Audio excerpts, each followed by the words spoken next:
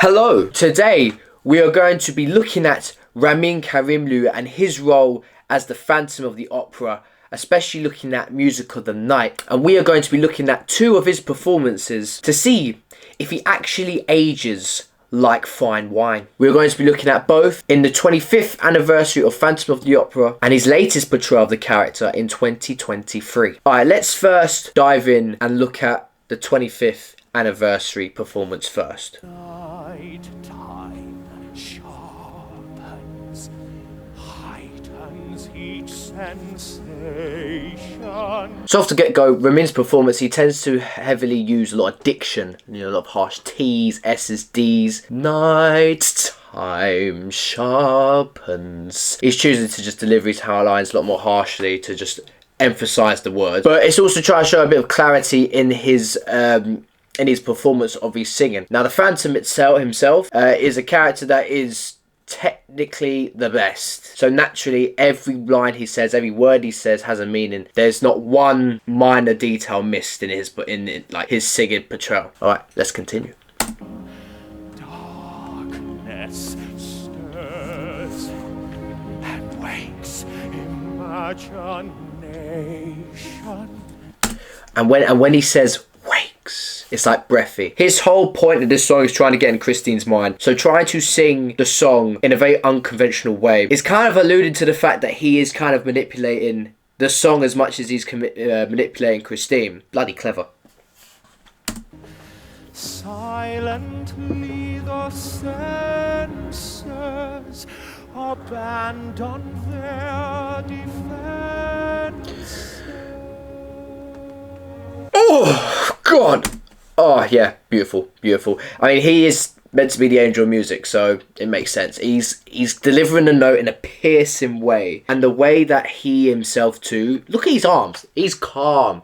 He is orchestrating this music in this song. He is the composer as well as the singer. Slowly, gently, night unfurls its splendor. Grasp it. Sense it. Grasp it. Sense it. It's internal. The way he delivers it, the way he pauses between the two, that is to show that he is thinking. The Phantom himself is kind of comprehending in this moment what to say to Christine, to try and manipulate her, to try and get her under his spell. Grasp it. Sense it. Like, he takes that moment of pause to think, and you can see on his face here, yeah, this man is comprehending. Tremulous and tender. I always see the word tender. Tremulous and tender is in the fact that he's describing Christine in that moment. I always thought that was what he does. And I think it is, yeah. Yeah. Turn your face away from the garish light of day. He has that kind of strain. Like he's holding back. It almost sounds like a cry. Because other Phantoms would have just performed that line as simple as, turn your face away. Other people would perform that song more forwardly. But he's having a little slight restraint, which kind of sounds very submissive. And it's also perfectly sets up the next part of the lyric where he's like, from the garish light of day. And then there's the answer. First line, turn your face away, is kind of what he's saying to himself. That's internal. And then from the garish light of day, okay, that's what he is being timid about. And then we do learn that later on in the play, that he is essentially scared of the light in the metaphoric sense. Just thought that's kind of very, very cool that he does it that way. Like, the way he's performing it is showing like the Phantom's vulnerability, kind of the weak side of Phantom. And what also emphasises that is how he cuts day from the garish light of day. Like, he cuts it really short, which almost, again, what we've just talked about, really does sound like he's about to it's a very effective way to show his character's vulnerability, the shakiness in his voice. Turn your thoughts away from cold unfeeling. I love that cold. Oh. And listen to the music of the night. I love this bit. I'll tell you why I love this bit so much is that I've seen other performers and I've seen other versions and I've never heard this. And listen listen to the... Do you hear it? This little instrumental. I've never heard it, and it's so relaxing and calm. And Ramin allows that music to play. The music then stops, the music then waits for him, and then he goes, showing again how he's in control. And what's very key about this moment, this is like the first breakaway from him and Christine. He's choosing to separate himself and Christine, and also technically separating himself from the music. By separating himself from Christine and the music, he then becomes an active listener, actively being engulfed in the music himself. Yes, he is composing it, he is in control, but he's kind of getting, if you like, turned on by his own creation, which I believe sums the Phantom up in a nutshell. Okay, a lot of all the other things in the song are pretty much the same as what we've been talking about, so we're going to skip ahead a little bit to some sort of where it gets a bit more interesting. Softly, deftly, music shall surround you. Hear it, feel it. Oh, that's brilliant. Hear it, feel it. That inhale, he is literally getting high off the music. You know, to sum it up, he's soaking it in. Music of the night. Let your mind. Very aggressive, you know. First time Christine kind of walks away from Phantom, and then Phantom is calling to her. Let your soul take you where you long to be. And of course, when he sings that high note, like, I do admit, like, when he does sing it, it's not a B, like B-E. It's more like a B-A-E, like bay. It's not as a strong B, like an E sound. It's like a bay, like a sheep. I mean, it's still great, but I just wanted to let you know, it's not a rich B. But we'll see if he changes that in the future. Touch me, trust me, savor each sensation. Let the dream begin. Similar to, you know, Let Your Mind, Let the Dream Begin. What's very great about this moment is as soon as she touches his mask for the first time, he gets a little bit aggressive. And you can see just a flicker of his eye, just a, oh shit, and then boom. And then he just goes for the rest of the song with that kind of powerful, rich tone. Anyway, so in summary for the 25th, he's portraying a Phantom that is very much manipulative. He's very much got a vulnerable side, and he's very much in control of the music, but not quite in control of his own emotion. Now, we're going to look at his 2023 version of the song. Unfortunately, I can't find like an actual live recording of the song. It's only audio, so we're now really just going to listen to the audio and see if anything changes.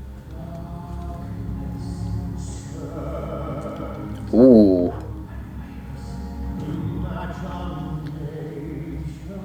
He's got much more vibrato on that stirs, and he still has the wakes and wakes. It kind of shows he is getting older. It does indeed sound like some a much more richer, a much more showing of age with just that one stirs. But let's see what else he changes.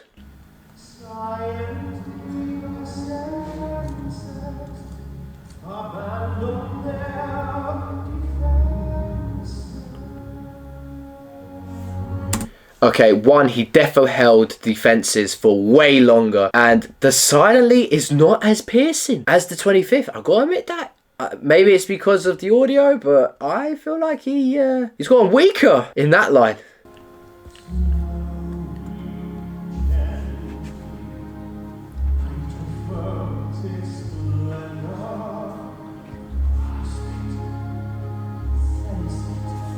Okay, that grasp it and sense it is way different. Where in the 25th it was like, grasp it, sense it. This one is more, grasp it, sense it. As if like a teacher telling a student. Like it's more teacher-esque. It's more a bit nicer. In terms of character-wise, the Phantom, I feel, is not being as... Or maybe he's fooled me. Maybe he's actually been more manipulative here, just trying to be nice. But it sounds like a nicer Phantom as opposed to the 25th.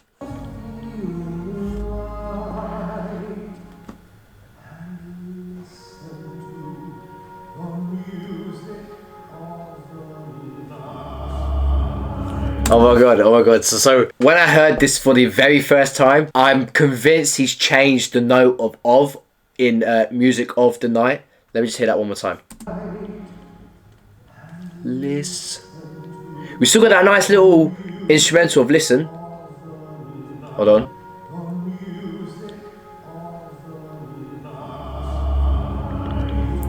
And I was thinking so hard of how is it different? It sounds so different, but how? And I was just thinking as he changed the word of, but no, the difference is he pauses during it. Whereas in the 25th, it was like, the music of the night. This one is the music of the night. It sounds more kind of poppy. Like I can imagine someone like a contemporary artist just like singing Music of the Night that way. And listen to the music of the night. Like I can hear that kind of vibe. And really, I just hear it mainly in the of. I just want to hear that again because it sounds so good. It sounds so good.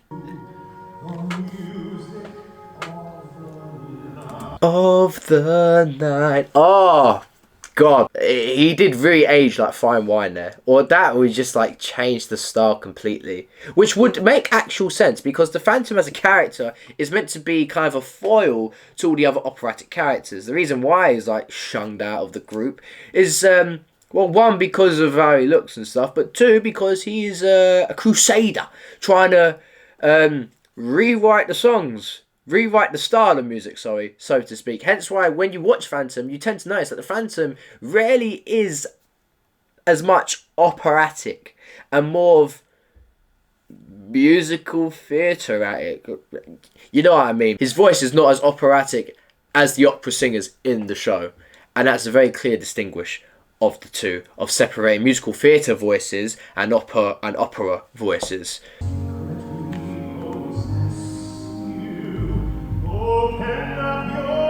Oh, that's good, that's good.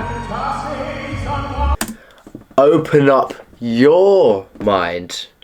I gotta hear that again.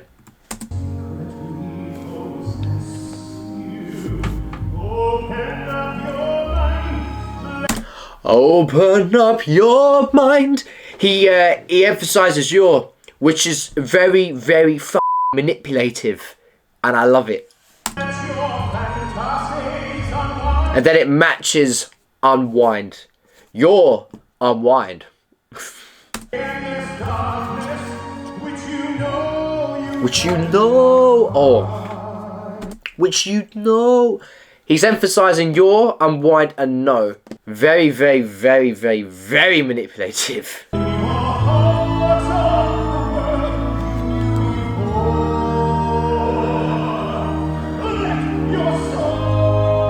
Oh, mate. Let your soul. It's much more.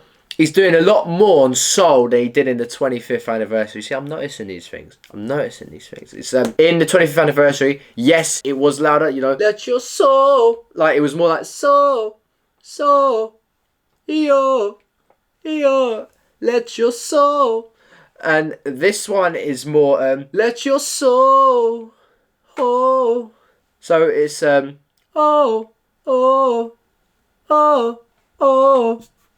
You know? Subtle difference. He's elongating the note again. This Phantom loves to stretch out a lot of these words. And I feel like I think that makes it a lot better.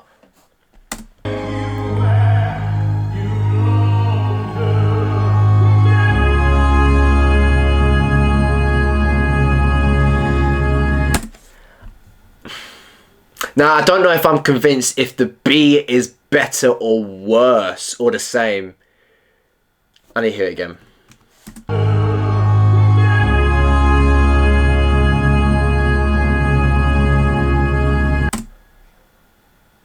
No, it's defo more E sounding. You know, I'm just going to play these two side by side, back to back. You tell me, you know.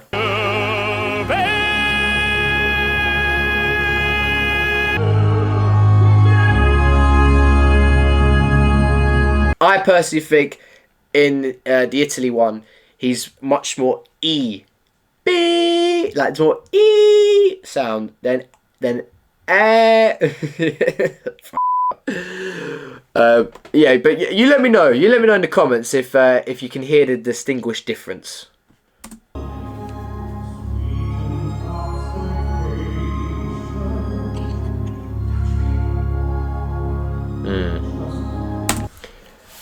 Touch me. Trust me. I feel like at this point in the performance, obviously he's got Christine like that, and this whisper, I can already see it. He's doing it right into her ear. Touch me. Trust me. Much more forceful. Whereas in the 25th, it was like, touch me. Like, you can touch me, girl. Like, you know, you can touch me. And then this one, it's like, touch me. You know? And you know what? I reckon he made that choice there, mainly because he's already got her. He's not second guessing it. In the 25th anniversary, it's like, touch me. Like, he's kind of thinking, oh, have I got her? Have I not? I don't know. I mean, I don't know. I'm scared. I'm awkward. I'm a virgin. This one, it's like, you're mine. Do you know what I mean? Say it.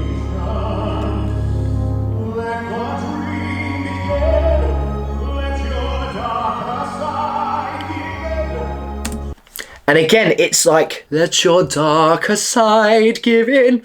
Like, it sounds like he's manipulating Christine with these unconventional forms of singing the song later on in the game, which I don't know why he would make that choice. Like, it's kind of a little bit off. Like, it's kind of, he's going through this whole song, elongating these words, elongating these notes, and at the very end, that's when he's choosing to make it, like, quicker. Why? I can't really put a finger on it. Maybe he just feels like he's already done the job of getting her in his trance, therefore we just try to like wrap this up. Or it's kind of, I don't know, maybe he's thinking, oh, I've spent too long on the other shit. I might as well make this quick, because the manager had a go at me last night and the night before and the night before.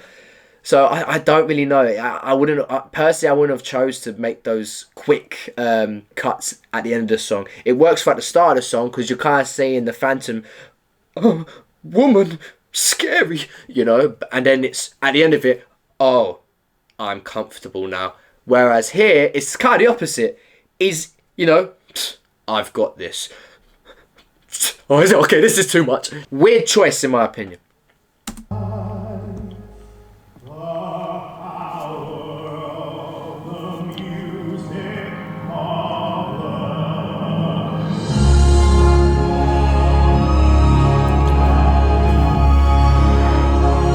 Oh, I don't know about that.